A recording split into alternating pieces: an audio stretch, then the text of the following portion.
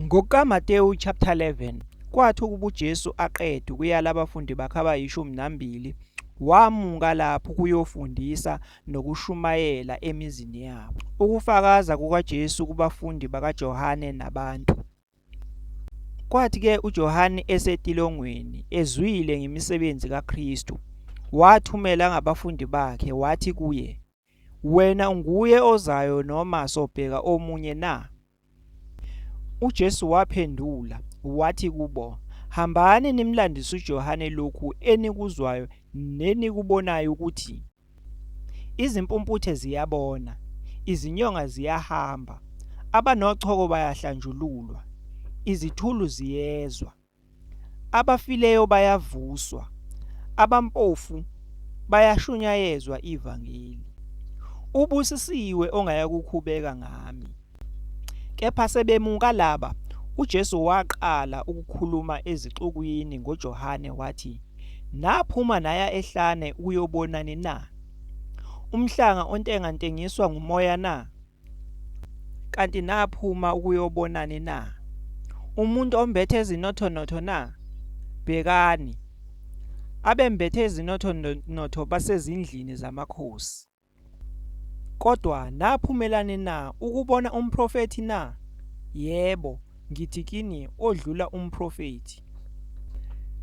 Nguye okulotshwe ngaye ukuthi, bheka ngiyathuma isithunywa sami phambi kobuso bakho, esiyakulungisa indlela yakho phambi kwakho.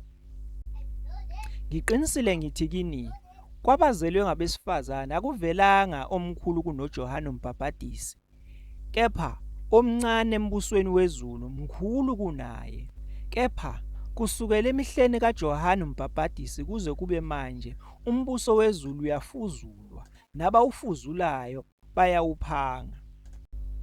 Ngokuba abaprofeti bonke nomthetho baprofetha kwaze kwafika uJohane. Uma nivuma ukukwamukela, lo ungu-Eliya obeza kufika, onezindlebe makezwe. Kepha lesi sizukulwane ngiyakusifanisa nani na? Sifana nabantwana abahlezi esigcawini bememeza abanye bethi, "Sinibethela imitshingo, anisinanga, salilisela, anikhalanga." Ngokuba uJohane wafika engadli engaphuzi, bathi unedimoni. Indodana yomuntu yafika idla iphuza, bathi bheka umuntu oyisiminzi nesiphuzi, umhlobo wabathelisi nowezoni. Kodwa ukuhlakanipha kuvunyiwe ngabantwana bakho. Ukusolwa kwemizi engaphendukanga.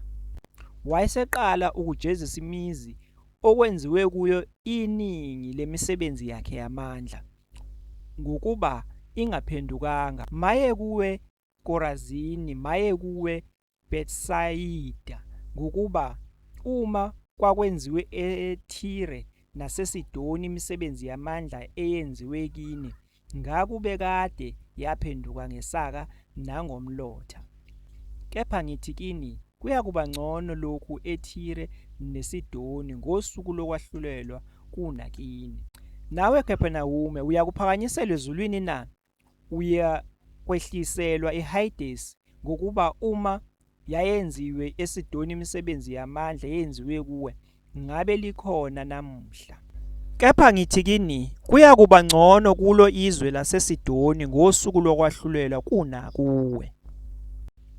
Ngalelo hora uJesu wakhuluma wathi, "Ngiyabonga Baba, Nkosi yezulu nomhlaba, ngokuba ukufihlile lokhu kwabahlakaniphileyo nabanokuqonda, wakwambulela izingane.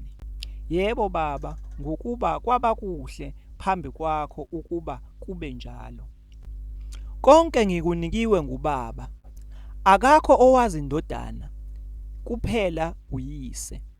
Akakho futhi owazi uYise, kuphela iNdodana, nalowo iNdodana ethanda ukumambulela yena. Zanini kimi nina nonke enikhatheleyo nenisindwayo, mina ngizakuniphumuza. Bekani ijoka lami phezu kwenu, nifunde kimi, ngokuba ngimnene, ngithobile ngenhliziyo, khona imiphefumulo yenu iyakufumana impumuzo, ngokuba ijoka lami lihle nomthwalo wami ulula.